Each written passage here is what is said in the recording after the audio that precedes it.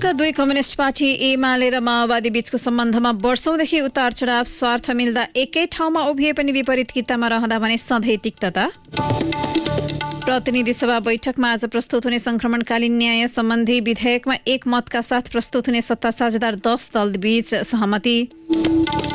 बजारमा प्रभावकारी अनुगमन हुन नसक्दा उपभोक्ता सधैँ मर्कामा, तीनै तहका सरकारले जिम्मेवारी अनुसार काम गर्न नसकेपछि समस्या। अमेरिकी प्रहरीले आफूलाई पक्राउ गर्न सक्ने पूर्व राष्ट्रपति ट्रम्पको भनाई, प्रदर्शनमा उत्रिन आफ्ना कार्यकर्तालाई आह्वान। र म्यान्चेस्टर सिटी एफए कप फुटबलको सेमी फाइनलमा प्रवेश, बर्नली 6-0 ले पराजित। नमस्कार, कान्तिपुर डायरीका साथमा साथी रमेश र म दिवा। अब समाचार विस्तारमा। सुरुमा कान्तिपुर सविस्तार। कान्तिपुर सविस्तार।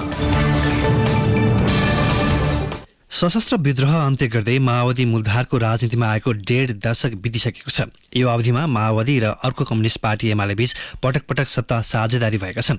सत्ता स्वार्थका कारण एकै ठाउँ उभिए पनि ती दुई दलको सहकार्यले स्थायित्व पाउन सकेका छैनन्। 2074 सालमा मिलेर चुनाव नै लडेका एमाले र माओवादीको आपसी मतभेद झाँगिँदै जाँदा बलियो कम्युनिस्ट शक्ति बन्ने मौका समेत गुमेको छ। यही पृष्ठभूमिमा पछिल्लो पटक पुस 10 गते सत्ताका लागि साझेदारी गरेका माओवादी र एमाले फेरि फरक कितामा उभिएका छन् र एक अर्काको विरोध र आलोचना गर्ने बानी अझै हट्न सकेको छैन।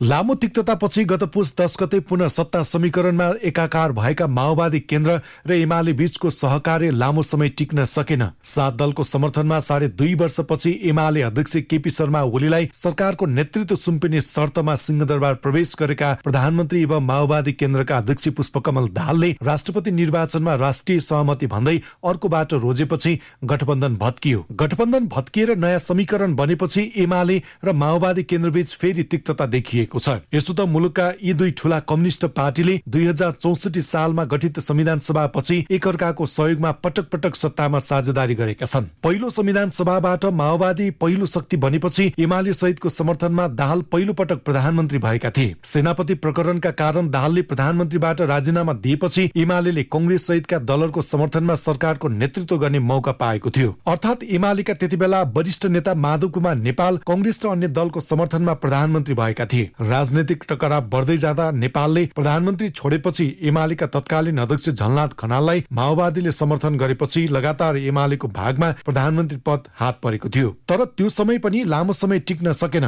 यसरी हेर्दा दुई वामपन्थी शक्तिको सत्ता समीकरण दिगो हुन नसकेको प्रश्न देखिन्छ। राजनीतिक विश्लेषक डिल्लीराज खनाल नेताहरूको सीमित स्वार्थका कारण एमाले र माओवादी बीच सहकारी हुँदा पनि सत्ता साझेदारीमा समस्या आएको बताउँछन्।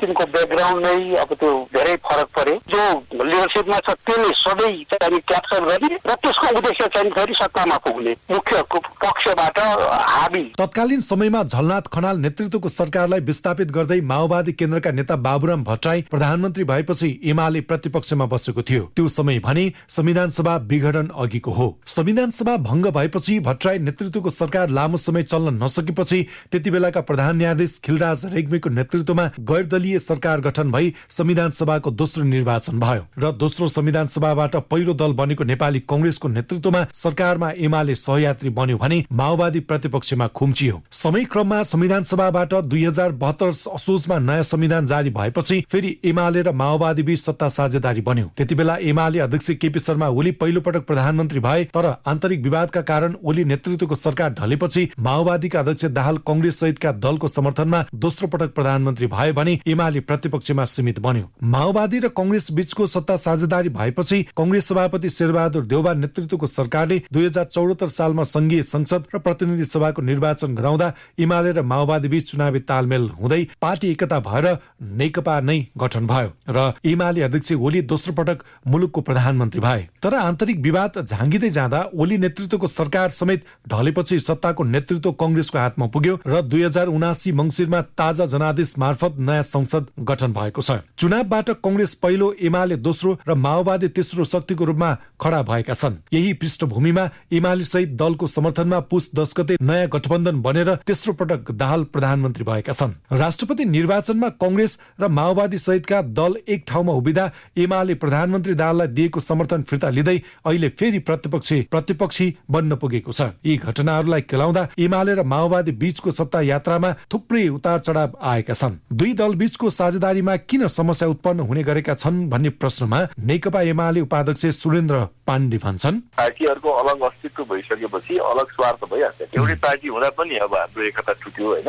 सबै हुँदाखेरिमा त यस्तो अवस्था आयो भने अलग पार्टी भएपछि एउटै विचार मिल्ने भए पनि दुईटा भएपछि दुईटा दृष्टिकोण बन्छ क्या। यो विचार माओवादीले समाजवादी केन्द्र बनाउने जस्ता कुरा पनि ल्यायो होइन। तर अहिले यसो हेर्दाखेरिमा समाजवादी केन्द्रमा चाहिँ बाबुरामजी बाहेक अरू जाला जस्तो छैन क्या। किन सबैलाई आफ्नो अस्तित्वको कुरासँग सम्बन्धित छ क्या। दुई कम्युनिस्ट शक्ति बीचको बेमेलका कारण समेत मुलुकको राजनीतिले स्थायित्व पाउन नसकेको टिप्पणी भइरहेका छन्, जसको प्रत्यक्ष असर सत्ता समीकरणमा परेको हो। माओवादी केन्द्रका महासचिव देव गुरुङ राजनीतिक एजेन्डामा अडिग नहुँदा एमाले र आफूहरू बीचको सत्ता समीकरण दीर्घकालीन हुन नसकेको स्वीकार गर्छन्। उनी भन्छन्, तत्कालका एजेन्डाहरूमा निर्भर रहने विषय हो। अब अहिले तत्काल जल्दबल्दा आइरहेका एजेन्डाहरूमा कति मिल्दैन भन्ने कुरामा निर्भर रहने कुरा हो। किनभने तत्कालको सहकार्य भनेको एजेन्डाको आधारमा हुन्छ।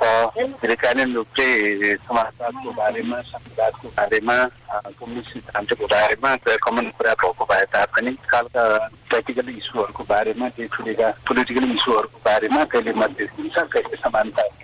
2064 को पहिलो संविधान सभाबाट पहिलो शक्ति बने पनि हरेक निर्वाचनमा माओवादीको जनमत घट्दै गएको छ भने एमाले आफूलाई जनमतको कसीमा पछिल्ला वर्षमा उत्कृष्ट साबित गरेको छ। भलै पार्टी विभाजन लगायतका कारणले एमाले यसपटकको निर्वाचनमा दोस्रो स्थानमा खुम्चिएको छ। दुवै दलले कम्युनिस्ट जनमतलाई आफ्नो पक्षमा पार्ने कसरत गरे पनि सोचे जति सफलता पाउन सकेका छैनन्। यही मेसोमा पुस 10 गतेको सत्ता समीकरण फेरबदल भएपछि विपरीत कित्तामा उभिएका माओवादी र एमाले बीच फेरि सत्ता साझेदारी सम्भव होला त भन्ने प्रश्नमा राजनीतिक विश्लेषक पुरुषोत्तम दाहाल भन्छन्, पहिलो कुरा त उनीहरूको पृष्ठभूमि मिल्दैन, दोस्रो कुरा उनीहरूको लक्ष्य मिलिराखेका छैन, तेस्रो कुरा उनीहरूको स्वभाव मिलिराखेका छैन। सायद यही कारणले होला। जो पनि जता पनि मिल्न सक्छ। अनि मिल्ने भनेको सिद्धान्तको आधार होइन, सत्ताको र शक्तिको आधार हो। सत्ता र शक्तिको आधारमा त जोसँग पनि त मिल्न सक्छ। एमाले र माओवादीले आफूलाई असली कम्युनिस्ट ठान्दै वर्गीय मुद्दाको हिमायती ठान्दै आएका छन्। तर सत्ताका लागि स्वार्थ मिल्दा एक ठाउँमा उभिने ती दल सत्ताबाट बाहिर रहँदा पनि एकअर्काको चर्को आलोचना र विरोध गर्ने मामिलामा उस्तै देखिने गरेका छन्। त्यसैले विभाजित भएका कम्युनिस्ट पार्टीहरू आफ्नो अस्तित्व जोगाउन कठिन हुँदै गएका बेला संसदीय राजनीतिमा अझै पनि प्रभावशाली मानिएका एमाले र माओवादीको सहकार्य आगामी दिनमा कसरी अघि बढ्ने हो त्यो भने प्रश्न छैन। रेडियो कान्तिपुरका लागि सन्तोष गन्धर्व। कान्तिपुर सविस्तार।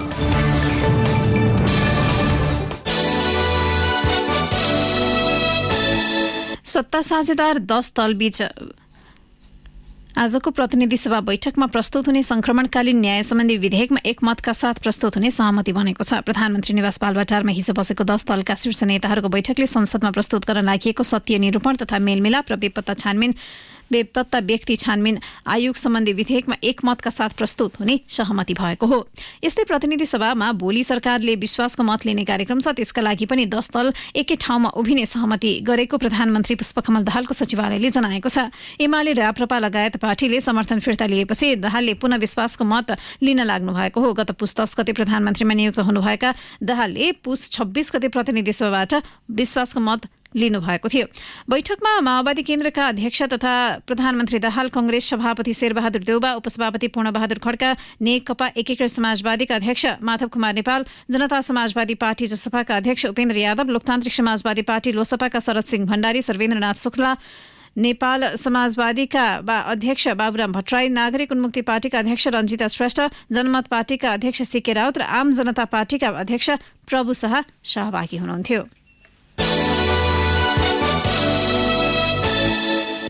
सञ्चार जगतबारे सभामुख देवराज घिमिरेको विवादास्पद अभिव्यक्तिलाई लिएर नेपाल पत्रकार महासंघले आपत्ति जनाएको छ। महासंघका महासचिव रोशन पुरीले विज्ञप्ति जारी गर्दै सभामुखको अभिव्यक्तिले समग्र सञ्चार क्षेत्रको आत्मसम्मानमा चोट पुगेको बताउनु भएको छ।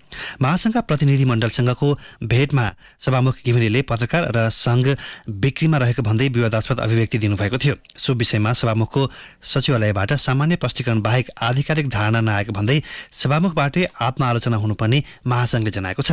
महासंघले सभामुख घिमिरेलाई आरोप पुष्टि गर्न वा आरोप फिर्ता लिन आग्रह गरेको छ। सभामुखको अभिव्यक्ति तत्काल फिर्ता नभए कानूनी लगायत अन्य दबावमूलक कार्यक्रम अगाडि बढाउन बाध्य हुने महासंघले चेतावनी दिएको छ। यसैबीच नेपाल प्रेस युनियन र संसदीय मामिला पत्रकार समाज लगायत संघ संस्थाले सभामुख घिमिरेको अभिव्यक्तिप्रति आपत्ति जनाएका छन्। कान्तिपुर डायरीमा अब ब्रेकको पालो। ब्रेकपछि कान्तिपुर डायरीमा अब बाँकी प्रसङ्ग। कर्णालीको प्रमुख पर्यटकीय गन्तव्य रारामा पर्यटकीय चहल पहल सुरु भएको छ। हिउँ सकिएसँगै रारामा आन्तरिक तथा बाह्य पर्यटकको चहल पहल बढ्न थालेको छ। अहिले रारामा हवाई मार्गमा प्रतिदिन 30 जना पर्यटकसम्म आइरहेका छन्। सडक मार्गमा आउनेको संख्या पनि बढिरहेको छ। एकसाथ अघि 10 जना इटालियन नागरिकको टोली रारा भ्रमणमा पुगेको रारा राष्ट्रिय निकुञ्जका संरक्षण अधिकृत विश्वबाबु श्रेष्ठले बताउनुभयो। पैदल मार्गबाट पनि दैनिक 50 जनासम्म पर्यटक पोखरा, काठमाडौँ, नेपालगञ्ज, विराटनगर, चितवन लगायत स्थानबाट आइरहेको रारा राष्ट्रिय निकुञ्जले जनाएको छ। यसपटक 100 विदेशी पर्यटकले 1 महिनाभित्र रारा आउने गरी होटल बुक गराएको श्रेष्ठले जानकारी दिनुभयो। झण्डै 7 महिनापछि पर्यटकले कोठा बुक गर्न थालेको माझघट्ट होमस्टेका सञ्चालक रत्नसिंह रोकायले बताउनुभयो। पर्यटकका लागि यसै वर्ष मुरमा टपमा इको रिसोर्ट समेत निर्माण गरिएको छ। इको रिसोर्ट निर्माण भएपछि पर्यटक मुरमा टप पुगेर आसपासका हिमाल र बस्तीको दृश्यावलोकन गर्ने गरेका छन्। पर्यटकलाई हिम श्रृङ्खलाको अवलोकन गराउन सुविधायुक्त रिसोर्ट बनाइएको पर्यटन व्यवसायी देवीकृष्ण रोकायले बताउनुभयो।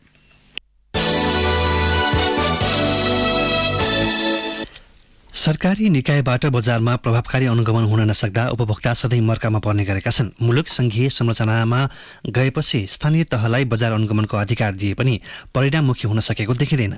3 तहको सरकारबीच समन्वय मार्फत बजारलाई स्वच्छ र पारदर्शी बनाउने भने पनि व्यवहारमा भने त्यस्तो हुन नसकेको हो। एक रिपोर्ट।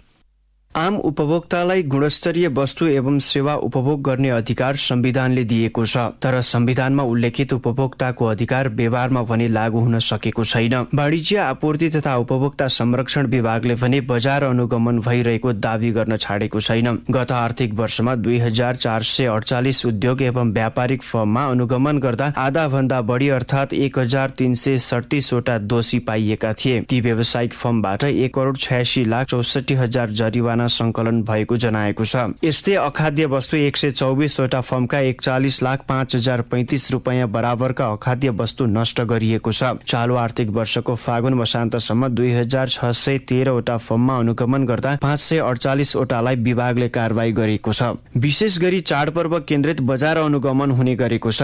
अन्य समयमा बजार अनुगमन फितलो हुँदा उपभोक्ता भने सधैँ मारमा पर्ने गरेका छन्। बजार अनुगमन फितलो हुँदा आफू सधैँ ठगिएको महसुस हुने गरेको उपभोक्ता कुवेर राईले गुनासो गरे। समयमा यो विभागले चाहिँ अनुगमन नगर्दाखेरि र चाहिँ उपभोक्ताहरू चाहिँ एकदम ठगिने अवस्था रहेको छ। कारबाही गर्ने हो भने उपभोग्य सामान चाहिँ प्रयोग गर्न सफल हुन्छ कि भन्ने लाग्छ। बजार अनुगमनको लागि फितलो कानून, बजेट र जनशक्तिको अभाव रहेको सरकारवाला बताउँछन्। उपभोक्ताको जनस्वास्थ्य जस्तो गम्भीर विषयमा सरकारी निकाय जिम्मेवार बन्न नसकेको उपभोक्ता हित संरक्षण नेपालका महासचिव विष्णु तिमल सिन्हाले बताए। पटक पटक फेरिरहने नेतृत्वसँगै उपभोक्ता अधिकार संरक्षणमा दिगो योजना बन्न नसक्दा बजार अनुगमन प्रति सर्वसाधारण विश्वस्त हुन नसकेको उनको भनाइ छ। त्यस्तो प्रभावकारी जनशक्ति पनि छैन। यो दिनको एउटा दुईटा पसललाई चाहिँ अनुगमन गरेर सुधार हाम्रो आउने त्यस्तो कामले मात्रै चाहिँ अर्थ राख्दैन। अब अहिले त के भने काम चलाउ जबरजस्ती तपाईँ हामीले प्रेसर गरेका घरमा गरेका अनुगमनबाट चाहिँ बजारलाई चाहिँ स्वच्छ राख्न सक्ने, स्वच्छता कायम गर्न सक्ने, उपभोक्ता हित संरक्षण गर्ने खालको हुन्छ भन्ने कुरा कल्पना गर्न सक्ने अवस्था छैन। सरकार र सरकारका निकायहरू विशेष गरेर यसमा चाहिँ उदासीन छन्। त्यसको चाहिँ मारमा चाहिँ हामी उपभोक्ताहरू परिरहेका छौँ। हरेक नागरिकले गुणस्तरीय सेवा प्रयोग गर्न पाउनु भनेको नैसर्गिक अधिकार भए पनि भनाइ र गराइको तादम्यता मिलेको छैन। उपभोक्ताको हित संरक्षण गर्ने जिम्मा पाएको निकायहरूले चाडपर्व केन्द्रित अनुगमन गर्दा बिचौलिया तथा कालो बजारीहरू बढ्ने गरेको छ। उपभोक्ता ठगिने प्रचलनलाई नियन्त्रण गर्नको लागि खटिने विभाग तथा सम्बन्धित निकायहरू चाडपर्व बाहेक अन्य समयमा प्रायजसो मौन देखिन्छन्। वाणिज्य वाणिज्य विभागबाट मात्र नभई स्थानीय तहदेखि नै प्रभावकारी समन्वय हुनुपर्ने पूर्व अर्थ सचिव कृष्णहरि बास्कोटाले बताए। तोकी अनुसार अनुमोदन भएको पाएको छैन। विशेष गरी 753 वटा स्थानीय सरकारले अनुमोदनको कुरा अहिले पनि बुझेका छैनन्। बजारमा माग र आपूर्तिको अवस्था के छ, कसरी मिठावटयुक्त वस्तुहरू सेवन गर्न उपभोक्ता बाध्य छन्, सरकार अहिलेसम्म पनि बेखबर देखेको छु। विभागले पनि विभिन्न कारणले गर्दा बेला बेलामा त्यहाँका महानिर्देशकहरूको सरुवा भइरहने, त्यहाँ कर्मचारीहरू आपूर्ति नहुने, विभिन्न कारणले त्यसलाई पनि बाधा अड्काउ परेको छ। केही हदमा अनुगमन निरीक्षणको कामलाई प्रभावकारिता दिन खोजेको महसुस गरेको छु। बजार अनुगमनलाई तीव्र गतिमा सञ्चालन गर्ने र बजारलाई व्यवस्थापन गर्ने पनि जिम्मेवारी भए पनि महानगरले विभिन्न समस्याहरू भोग्न बाध्य भएको काठमाडौँ महानगरपालिकाको उपमेयर सुनिता डङ्गोलले बताइन्। उपभोक्ताहरूको हक अधिकार सुनिश्चित गर्ने हो भने सोही अनुसारको नीतिगत व्यवस्था हुनुपर्ने डङ्गोलको तर्क छ। अनुगमनलाई तीव्र गतिमा सञ्चालन गर्ने र यो बजारलाई व्यवस्थापन गर्ने पनि जिम्मेवारी रहेको छ र यसैलाई काम अगाडि बढाइरहँदाखेरि विभिन्न समस्या पनि हामीले झेलिरहेका छौँ र यसका लागि पनि आवश्यक कानुन पनि हामीले बनाउनु पर्ने हामीले महसुस गरेका छौँ। महानगरपालिकाले पनि आफ्नो अनुगमनको ऐनलाई संशोधन पनि हामीले गरिरहेका छौँ। बजारलाई नियन्त्रणमा राख्ने जिम्मा पाएको सरकारी निकाय मध्येको एक वाणिज्य आपूर्ति तथा उपभोक्ता संरक्षण विभागमा जनशक्ति अभाव संयन्त्र अभावमै गुज्रिएको छ। वाणिज्य विभागका प्रवक्ता होमनाथ भट्टराई भन्छन्, संघीय सरकारकै संरचनाभित्र पनि धेरैवटा अनुगमनकारी निकायहरू छन् हैन, प्राविधिक जनशक्ति छैन। हाम्रो चाहिँ प्रशासनिक जनशक्तिले उपभोक्ता संरक्षण ऐनले दिएको अधिकार अनुसार प्राविधिक पक्ष बाहेकका अन्य कुराहरूको मात्रै अनुगमन गर्न सक्छ। व्यवसाय दर्ता गरेर सञ्चालन गरेको छ कि छैन, मूल्य, लेभल, गुणस्तर, मापदण्ड जस्ता कुराहरू के कस्तो अवस्थामा छन्। यसरी धेरैवटा विभागहरूमा यो चाहिँ अनुगमन नियमनको चाहिँ जिम्मेवारीहरू रहेको छ। सबैले सशक्त ढङ्गले अगाडि बढेर काम गरिदिने हो भने पक्कै पनि बजारलाई स्वच्छ बजार र चाहिँ राम्रो बजारको रूपमा चाहिँ अगाडि बढाउन सफल भइन्छ। वस्तुहरूको गुणस्तर र मूल्यमा एकरूपता कायम गर्ने जस्तो सामान्य विषयमा पनि राज्यको निकायहरूको ध्यान जान नसक्नु विडम्बना भएको सरकारवाला बताउँछन्। अर्कोतर्फ उपभोक्ता स्वयं पनि आफ्नो अधिकारप्रति सचेत भएको पाइँदैन। यस्तो अवस्थामा उपभोक्ताको अधिकार सुनिश्चित सम्बन्धी संवैधानिक अधिकार भने कागजमै सीमित भएको छ। रेडियो कान्तिपुरका लागि असीम सापकोटा। बागमती प्रदेश लोकसेवा आयोगले स्थानीय तहमा कार्यरत कर्मचारीको 9औं तहमा हुने बढुवाका लागि दरखास्त दिने अन्तिम म्याद सकिएको 2 महिनाभन्दा बढी भएपछि पुनः सोही पदका लागि दोस्रो पटक सूचना प्रकाशित गरेको छ। आयोगले तोकेको शर्तका आधारमा उम्मेद्वारहरूले दरखास्त गरेको 65 दिनभित्र फेरि त्यही पदका लागि दोस्रो पटक सूचना प्रकाशित गरेपछि आयोगको निर्णयमाथि आलोचना सुरु भएको छ। एउटै विषयमा दोस्रो पटक प्रकाशित सूचनाको कानुनी आधार नभएको भन्दै आयोगको निर्णय विवादमा तानिएको छ। एकाथरी उम्मेद्वारले दरखास्त दिइसकेपछि अमुक व्यक्तिलाई अवसर दिने उद्देश्यले सूचना प्रकाशित गरेको आरोप बढुवाको तयारीमा रहेका उम्मेद्वारले लगाएका छन्। आयोगका एक सदस्यले संस्थाको शाख नै कमजोर हुने गरी दोस्रो पटक सूचना प्रकाशित गर्दा गलत सन्देश गएको बताए। यसबाट आयोगको विश्वसनीयतामाथि नै प्रश्न उठ्ने चिन्ता ती अधिकारीको छ। संघीय लोकसेवा आयोगका एक अधिकारीले भने प्रदेशले ऐनका प्रावधान नै नबुझी बढुवाको सूचना निकाल्नु नै गलत भएको बताएका छन्। कान्तिपुर डायरीमा पुनः ब्रेकको पालो। ब्रेकपछि कान्तिपुर डायरीमा अब आर्थिक प्रसङ्ग। संस्कृति पर्यटन तथा नागरिक उड्डयन मन्त्री सुदन किरातीले नेपालमा पर्यटन नीति नै नभएको बताउनु भएको छ। काठमाडौँमा आयोजित एक कार्यक्रममा मन्त्री किरातीले मुलुकमा संस्कृति र पर्यटन सम्बन्धी नीति नै नभएको स्वीकार गर्नुभयो। अबको नेपालको पर्यटन नेपालीपनको हुने घोषणा गर्दै उहाँले रैथाने स्वाद र संस्कृति सहितको पर्यटन हुनुपर्ने बताउनुभयो। मन्त्री किरातीले नेपालमा पर्यटनका लागि अथाह सम्भावना भए पनि त्यसको परिचालन गर्ने नीतिहरूकै अभाव देखिएको उल्लेख गर्नुभयो। मुलुकको पर्यटन व्यवसायलाई अघि बढाउन सो सम्बन्धी अध्ययन अनुसन्धान हुनुपर्नेमा उहाँको जोड थियो। भारतको राजधानी नयाँ दिल्लीमा सम्पन्न नेपाल भारत विद्युत आदान प्रदान समिति पावर एक्सचेन्ज कमिटी PEC को 14औं बैठकले आयात निर्यात हुने बिजुलीको प्रति युनिट दर 7.21 भारतीय रुपैयाँ तय गरेको छ। बैठकले आर्थिक वर्ष 2022-23 का लागि 132 केबी प्रसारण लाइन मार्फत हुने बिजुली आदान प्रदानको भाव तोकेको हो। बैठकले बिहारको ग्रिड हुँदै भारतको केन्द्रीय प्रसारण ग्रिड मार्फत अन्य राज्यमा नेपालले गर्ने विद्युत निर्यातको मोडालिटी 1 महिनाभित्र तय गर्ने निर्णय पनि गरेको छ। प्राधिकरणका कार्यकारी निर्देशक कुलमान घिसिङ र भारतको केन्द्रीय विद्युत प्रसारण प्राधिकरणका विद्युत प्रणाली सदस्य अशोक कुमार राजपूतको अध्यक्षतामा बैठक बसेको हो। विद्युत आदान प्रदान सम्झौता सम्बन्धी नेपाल विद्युत प्राधिकरणले आवश्यक परेका बेला भारतको बिहार, उत्तर प्रदेश र उत्तराखण्डबाट बिजुली आयात गर्दै आएको छ। अन्य राज्यको तुलनामा प्राधिकरणको बिहारबाट बढी बिजुली आयात गर्दै आएको छ। यी राज्यसँग नेपालका 132 केबी प्रसारण लाइन मात्र जोडिएका छन्।